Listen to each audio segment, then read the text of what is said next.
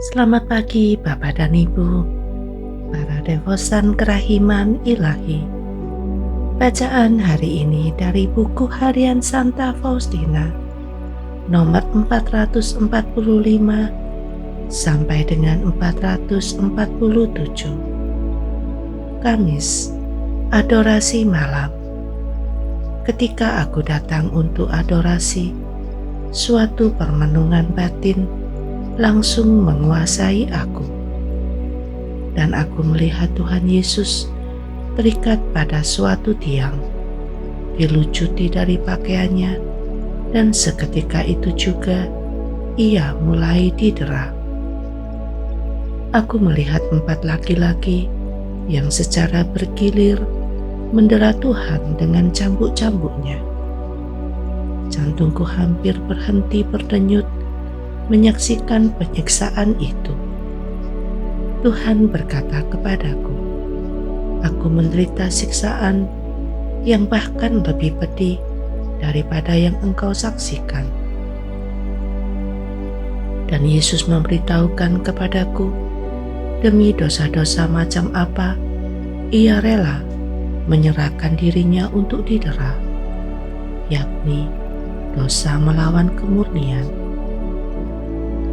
Oh, betapa mengerikan penderitaan moral Yesus selama ia didera.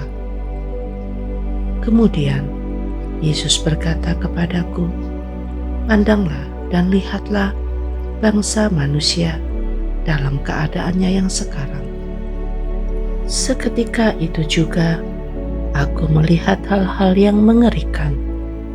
Para algojo meninggalkan Yesus dan orang lain mulai mendera dia. Mereka menimpakan deraan-deraan kejam dan memukuli Tuhan dengan tanpa belas kasihan. Mereka ini adalah para imam, biarawan dan biarawati, dan para pejabat tertinggi gereja. Semua ini membuat aku sangat tercengang. Ada juga umat awam dari segala usia dan tingkat kehidupan. Semuanya menimpakan kebencian mereka atas Yesus yang tidak bersalah. Melihat ini, hatiku seolah-olah terjatuh dalam sakratul maut. Dan sementara para algojo mendera dia, Yesus tetap diam dan menatap ke kejauhan. Tetapi ketika jiwa-jiwa lain yang aku sebutkan itu mendera dia, Yesus menutup matanya, dan rintihan lembut tetapi sangat memilukan terlontar dari hatinya. Dan Yesus membuatku tahu dengan jelas betapa besarnya kejahatan jiwa-jiwa yang tidak tahu berterima kasih ini. Engkau lihat, inilah siksaan yang lebih berat daripada kematianku. Kemudian bibirku pun terkatup rapat, dan aku mulai mengalami sakratul maut.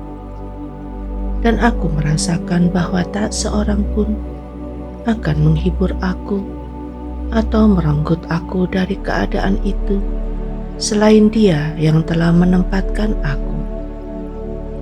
Kemudian Tuhan berkata kepadaku, "Aku melihat penderitaan hatimu yang tulus, yang membawa penghiburan besar kepada hatiku.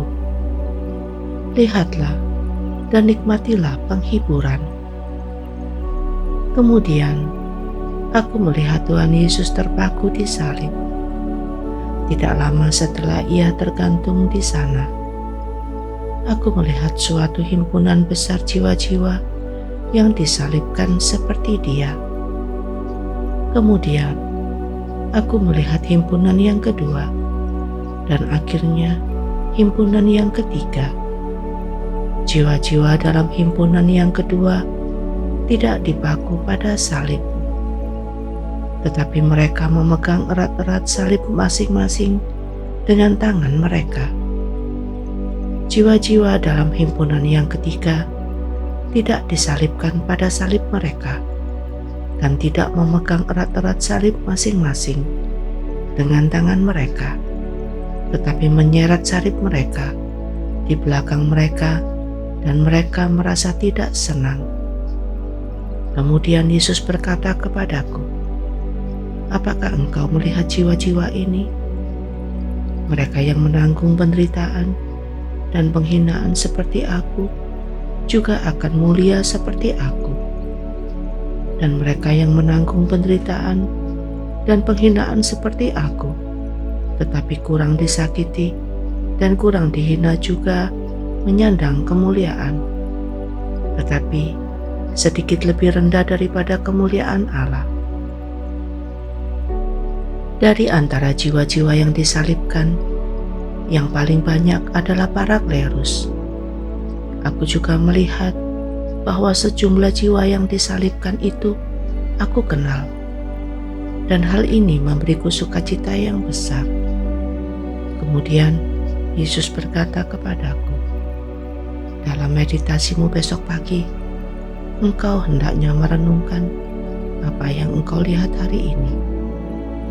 Dan seketika itu juga Yesus menghilang dari hadapanku. Jumat, aku sedang sakit dan tidak dapat mengikuti misa kudus. Pada pukul 7 pagi, aku melihat bapak pengakuanku merayakan misa kudus. Saat itu aku melihat kanak-kanak Yesus. Menjelang akhir misa, penglihatan itu lenyap, dan aku sadar kembali bahwa aku berada di kamarku seperti sebelumnya.